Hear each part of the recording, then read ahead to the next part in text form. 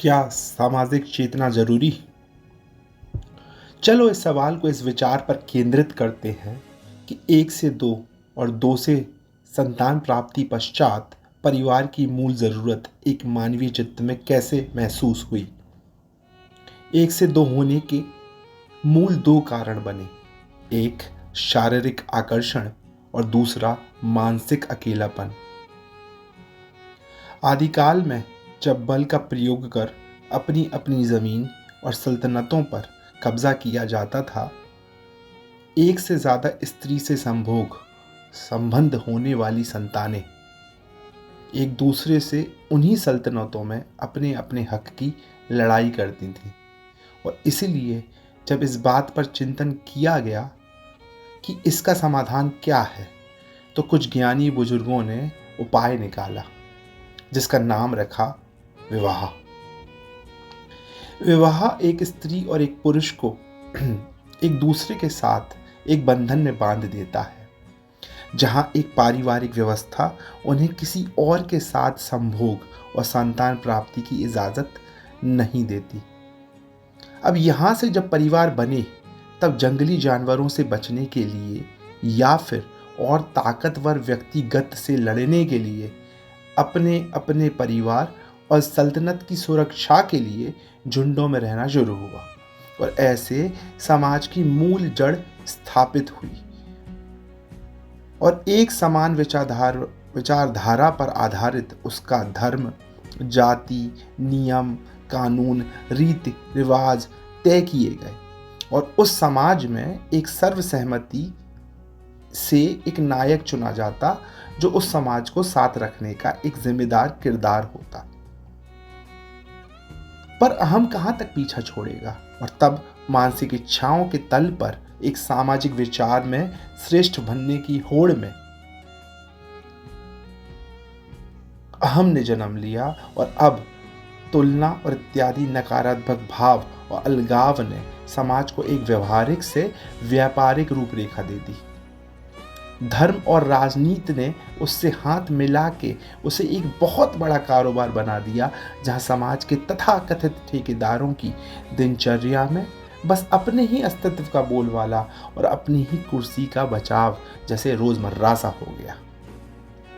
समाज के कुछ चंद द्वारा तय किए गए मापदंडों पर आंख बंद करके चलना ही समाज में रहने की एक मजबूरी सी बन गई।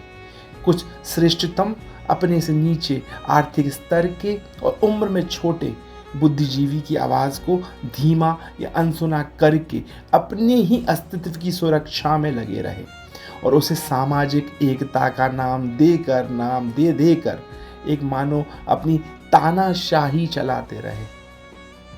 विकल्प अब दो थे, समाज का बहिष्कार या समाज के परे सोचना। एक नवयुवक जिसकी आंतरिक चेतना सामाजिक चेतना से काफी उच्चतम थी, बेहतर थी, उसने दूसरा विकल्प चुना, समाज के परे सोचना।